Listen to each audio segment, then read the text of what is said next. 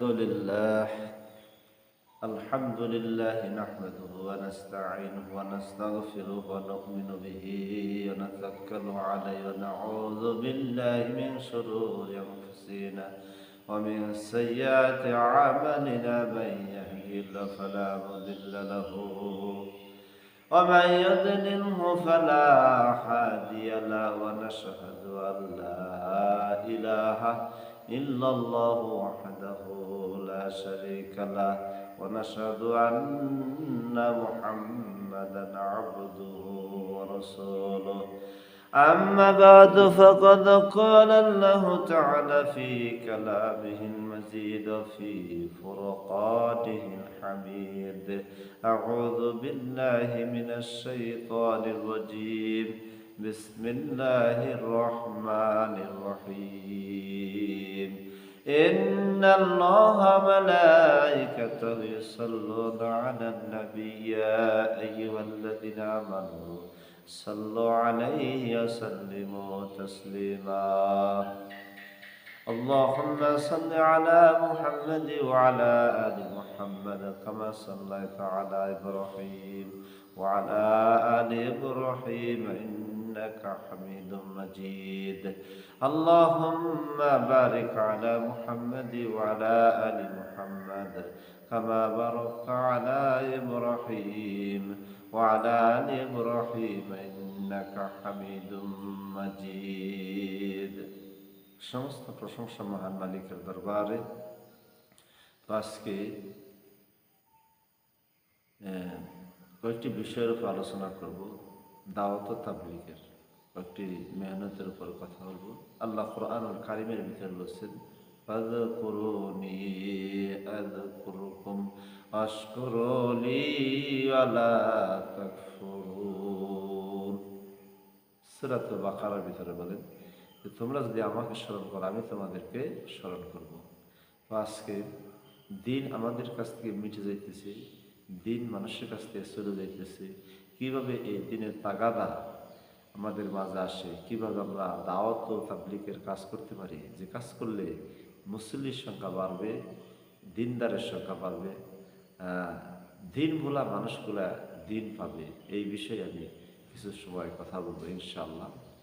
যে দিন আল্লাহ পাকের কাছে অতি বড় একটি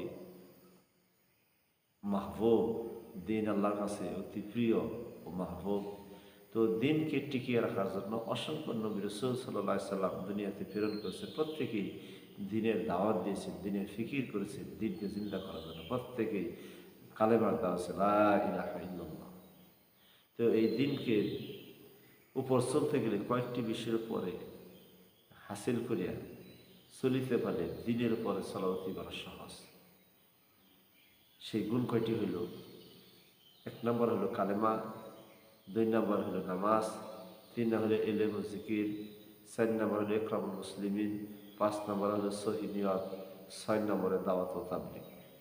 তো আমরা এই কয়টি বিষয়ের উপরে গুরুত্ব দিব। এই কয়টি বিষয়ের উপরে যদি আমরা মেহনত করিয়া দুনিয়াতে চলতে পারি, তাই দিনের উপর চলা প্রত্যেকটা মানুষের জন্য কি সহজ হবে। তো প্রথমে কালেমা, লা ইলাহা ইল্লাল্লাহ। তো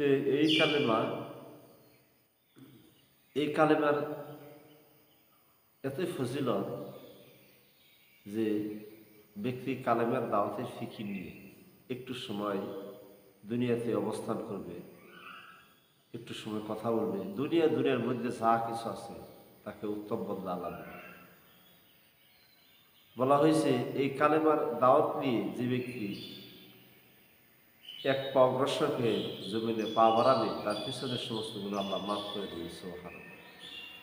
এই কালেমার দাওয়াত নিয়ে যে ব্যক্তি তার শরীরে ধুলাবালি মাখবে বা ধুলাবালি পড়বে, সেটা জাহান্নামের আগুনে সেই শরীর পড়বে না। কিন্তু এই কালেমা আমি নিজে বেশি বেশি কী করবো? আদায় করবো।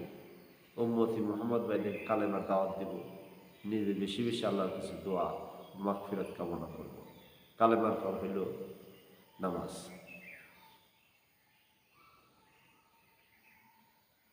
যেভাবে রাসূল সাল্লাল্লাহু আলাইহি সাল্লাম নামাজ পড়েছেন এবং সাহাবী আজমাইন যেভাবে নামাজের শিক্ষা নিয়েছে, সেইভাবে আমার দিলে বা অন্তরে নামাজের যোগ্যতা হাসিল করা বা চেষ্টা করা। যে ব্যক্তি গুরুত্ব সহিত এতামের সহিত 5 ওয়াক্ত নামাজ সঠিক সময় আদায় করবে, তাকে আল্লাহ পাক রব্বুল আলামিন 5টি পুরস্কার দান করবে। একটি দিবেন দুনিয়াতে, আখেরাতে দিবেন 4টি। দুনিয়ায় যে পেরেশানি মানুষ সর্বসময় যে ছোটাছুটি করে, যার জন্য মানুষ পেরেশান, যে জীবিকার জন্য মানুষ কি হয়, আল্লাহ পাককে ভুলে যায়, নবীর আদর্শকে ভুলে যায়, নামাজের বদলতে সেই জীবিকা আল্লাহ পাক বান্দার জীবিকা মিটিয়ে দিবে 1 নম্বর। 2 নম্বর হইল কবরের আযাবকে হটিয়ে দেওয়া হবে। 3 নম্বর হইল 30,000 পুলসেতের রাস্তা বিদ্যুৎ এনে পার করে দেওয়া হবে। 4 নম্বর হইল আমল নামা ডাইন হাতে দেওয়া হবে।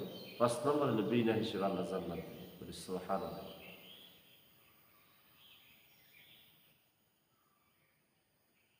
এই নামাজের লাভ জানিয়ে আমরা বেশি বেশি করি, আমল করি এবং উম্মতি মুহাম্মাদীদেরকে দাওয়াত দিই, আল্লাহর কাছে দোয়া করি। নামাজের হইল ইলম। আল্লাহর কখনকে আদেশ নিষেধ জানিয়ে আমার দিনের ভিতরে কিভাবে ইলম শিক্ষা করা যায় সে চেষ্টা করতে হবে। ইলম শিক্ষা করার জন্য যে ব্যক্তি ঘর হইতে বাইর হয়, ঘর থেকে বিভিন্ন হইতে সমুদ্রে বর্ষ পর্যন্ত তার দোয়ায় মাগফিরাত কামনা করতে থাকে। এই ইলম আমরা 2 ভাগে শিখি, একটা হলো ফাজাইল ইলম, একটা হলো মাসাইল ইলম। ফাজাইল ইলম শিখবো আমরা হালকা তালিম বসে, আর মাসাইল ইলম শিখবো আমরা হক্কানি আলেমদের সাথে কাছ থেকে জেনে নেব। এই ইলমের লাভ জানিয়ে আমি বেশি বেশি কি করবো, ইলম শিক্ষা করবো, উম্মতি মুহাম্মাদীদেরকে দাওয়াত দেব। ইলমের পর হলো জিকির। হার হালতে আমার দিলের ভিতরে অন্তরে জিকির পয়দা করা। বোঝানো হয়েছে যে ব্যক্তি জিকির করতে করতে তার জিহ্বা ঠোঁট তুরতা যাবে, হাসতে হাসতে সে জান্নাতে যাবে। ওই ব্যক্তিকে বোঝানো হয়েছে যার দিলে অন্তরে জিকির আছে সে, আর যার দিলে অন্তরে জিকির নেই তার মুর্দার সমতুল্য বলা হয়েছে। তাইলে এই জিকির এতই ফজিলত, এতই লাভ। আমরা জিকিরটাকে কয়টা ভাগে আদায় করবো ইনশাল্লাহ। সবচেয়ে উত্তম জিকির হলো কালেমা শরীফ পড়া। আফজাল জিকির হলো কোরআন শরীফ তিলাওয়াত করা। সকাল বিকাল 3 তাসবিহ আদায় করা। 3 তাসবিহ আদায় করবো কিভাবে? সকালে দুরূদ শরীফ 100 বার, সুবহানাল্লাহ, আলহামদুলিল্লাহ, লা ইলাহা ইল্লাল্লাহ, আল্লাহু আকবার 100 বার, আস্তাগফার 100 বার। সকাল 100 বার, বিকাল 100 বার। আর মাসনুন দোয়াগুলো আমরা জায়গা বেশ ব্যবহার করবো। মসজিদে ঢোকার সময় আমরা দোয়া করবো, মসজিদ থেকে বাহির সময় ঢোকার করবো, পায়খানা প্রস্রাবে যাইতে সময় আমরা দোয়া করবো, ওজুর সময় আমরা দোয়া করবো। জায়গা বিশেষ মাসনুন দোয়াগুলো আমরা আদায় করে দেব। এই জিকির লাভ জানি আমি বেশি বেশি আমল করবো, উম্মতি মুহাম্মদ ভাইদেরকে দাওয়াত দেব। জিকিরের পর হইল ইকরামুল মুসলিম। হার মাখলুকের ইহসান করে উম্মতি ভাইদের কিম্মত বুঝিয়া খবর করা, যে কোনো